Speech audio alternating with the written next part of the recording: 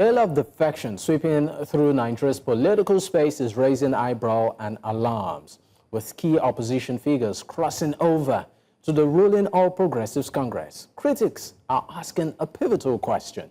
Is Tinubu's one-party state vision quietly unfolding? Meanwhile, the National Assembly's proposal to move the 2027 election to November 2026 adds a twist to the evolving political and power dynamics. Well, joining me to discuss this is Diran, is the former Deputy National Publicity Secretary of the People's Democratic Party. I also have Professor Simeon Nnah, the Public Affairs Analyst. Gentlemen, thank you for your time.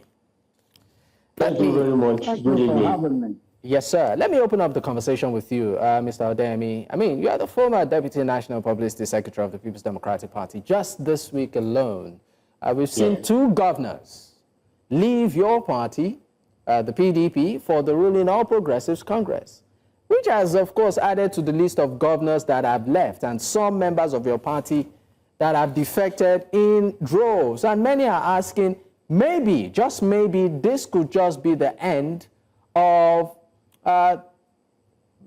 maybe Africa's one-time largest political party, the PDP, at the moment. Thank you very much for the question. You see, it is very unfortunate that this is happening to our democracy in Nigeria. And I want to say that the whole essence of cross-carpeting is, according to them, is because they want to go and join the president in his Renew Hope agenda. I'm sure you know that they are not cross-carpeting because of the masses. They are not cross-carpeting because of the good situation that we have in the country. They are cross-carpeting because of their selfish and personal desire to remain in office or to contest for an office. And if you look at it, I want to say that from history, this doesn't translate into presidential election victory. Let me analyze it. Obi did not have any governor in Nigeria, yet he won in Lagos State, controlled by APC, he won in the FCT, and he won in other 10 states. In the last presidential election, Atiku won in 22 states, 8 of which belong to APC. And again, Tinubu, that won eventually, did not win all the APC states. These are clear indications that individuals like the governors who are changing parties does not determine and will not determine the overall outcome of the presidential election. Many governors defected to PDP and said they were going to support Jonathan. What happened at the end of the day? Jonathan lost the presidential election. So the 2027 presidential election is going to be between Nigerians and President Tinubu. So you are categorically saying that it's in no way a victory for the APC with all of this defection we are seeing. I don't see it. Because before I move to Professor, I'm almost tempted to ask when you yourself will defect, because since that seems to be the norm within the People's Democratic Party at the moment, would you ever defect? Should you also wait for that big announcement of your defection too at some point? I've worked with two political leaders that I believe in. It was late Otumba Alao Akala that invited me from Nigeria to come and serve him as a special advisor in Oyo State. That was the beginning of my political activities in Nigeria. When he defected to APP, I did not follow him. I remained in PDP. I worked with Oyeyola Omishore in Osun State when he was contesting for governorship. When he defected from PDP to APC, I did not follow him. I believe in politics of dignity and honor. Whoever slept yesterday as PDP and woke up this morning to join APC does not have any honor or dignity. That's my own analysis and belief. All right. I don't believe people should just decamp because where is the dignity, where is the honor, where is the principle? Okay, thank you very much. Let me leave you for a moment and bring in Professor Nnah into the conversation. Professor, I mean, you are an ardent observer of the political space right now. Some will tell you that this gale of defections that we are seeing is not new. We've seen it happen in the past. And but some would also argue that this particular one, you know, has a caveat. It's different. Do you think this is the case? It's not different. Well, anybody that says it's different have not followed the trajectory of politics in Nigeria. Let me say this. I was a returning officer in 1979. And by 1983, what is happening now was exactly what happened in the 1983 election. Shagari wanted to take everywhere. When the election was done and dusted, he was trying to claim some of the states he didn't win. So it is not new. It is not new. However, like he rightly said, you know, these people moving over to APC, except they want to use them to rig elections of their states. If things are done the way it's supposed to be done, it does not translate to anything because an individual cannot translate to the vote of his state. Examples were given of how even in Delta, you had a sitting governor, you had a former governor and a vice presidential candidate, and they lost election to Labour. So that tells you that individuals doesn't make a tree in an election. It has to be a collective, mass of people. But some would differ. Some would differ with this, Professor. Some would differ with this and tell you that President Bola Ahmed Tinubu is a political maverick. Some say is. I mean, they would tell you that this man is a planner, is good at the politics of things, and maybe he might just have a bit of tricks up his sleeves ahead of 2027. Do you see that play out here? Yeah, I can see it play out a little bit. You know, the attempt to move the election date from February 2027 to November 2026 is a caveat that people have not come to terms with. Maybe he's looking at it from the point of view that before this opposition will come together and settle down, the election is done and dusted. Because you need to come together to plan. Right now, they are not together. So planning have not started.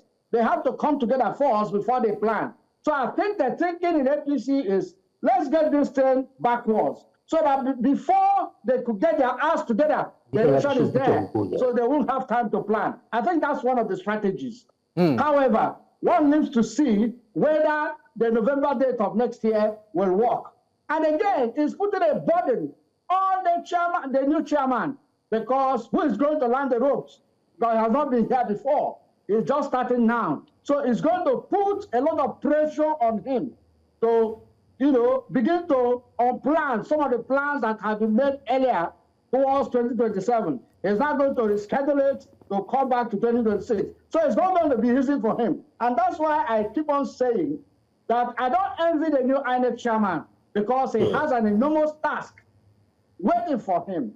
However, we are going to test him with the Anambra election. Whatever he does in Anambra election will determine where he's going in this position he just took now.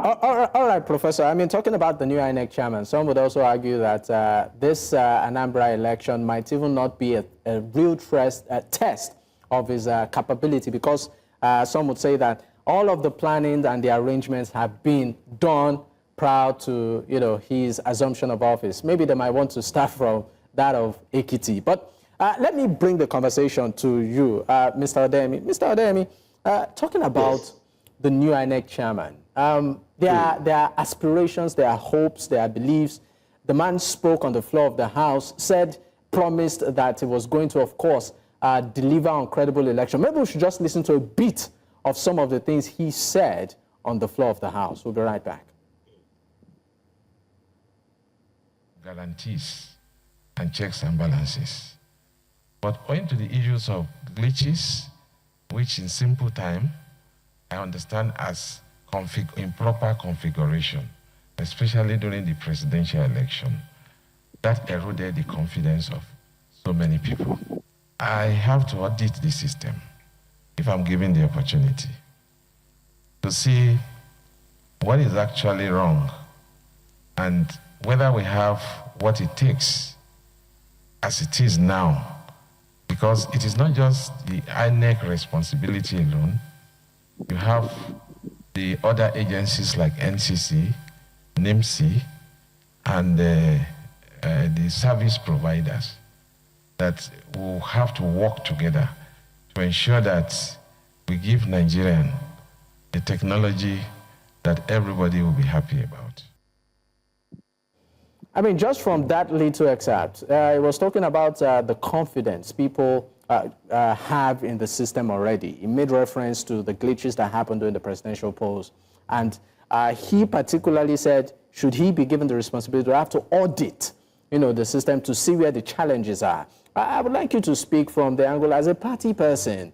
What do you see in terms of his ability to ensure that the country's electoral process delivers to quality compared to what we have seen in the past?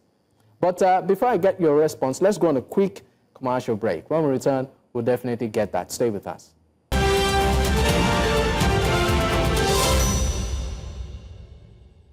I still have Diran Odeyemi, is the former Deputy National Publicity Secretary of the People's Democratic Party, and Professor Simeon Nnah is a Public Affairs Analyst. Gentlemen, thank you for staying with me. All right, Mr. Odeyemi, before we went on that break, I would like you in 30 seconds. What are your expectations and reservations for the new INEC boss, and your reaction to should they choose to shift the general elections dates forward and unify everything?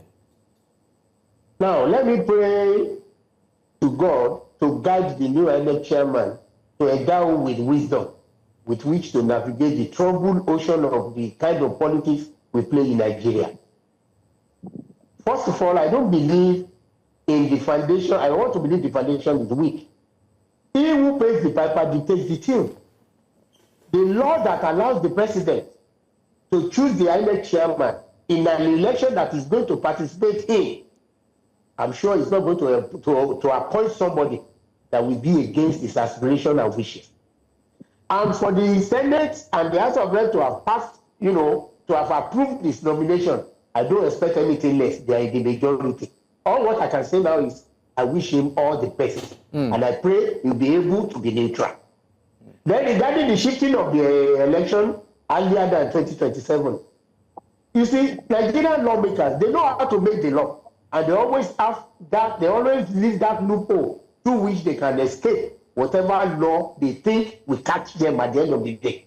An example is the issue of, shifting from one political party to the other without leaving the position through which they got from that same party they left. So if they now say they want to shift, what are the reasons? What are the bases? At the end of the day, we hope they are not going to subject it to another judicial matter that will now prolong even beyond 2027. So in all, Nigerians cannot trust the present crop of leadership that are promoting having the election before 2027. All right. Thank you. All right, thank you, sir. Professor, in 30 seconds, your final remarks. Well, my final word will be to advise the current INEC chairman. He has a good record up to this moment. So let this appointment not be something that will dent his image for good. As a result of that, I want him to live above board. Yes, it is wrong. We have always argued that the president should not be the appointing authority of the INEC chair. Our institutions are so weak because they are appointed by the president and they're looking at the body language of the president to do anything. The judiciary, even the legislator, all of them put their head in one place. All of them are answerable to one headmaster or one principal. All right. And some of them are senior prefects, all right, classroom teachers. So at the end of the day, we have had people that got into a corrupt situation. Look at Odeyemi, for instance. All right, Professor Simeon Nnah, well, I'm afraid we really have to go. I sincerely apologize, but I'd like to say a big thank you for your time on the program. Professor Simeon Nnah is a public affairs analyst, and also Diran Odeyemi, the former Deputy National Publicity Secretary of the People's Democratic Party. Gentlemen, thank you for your time.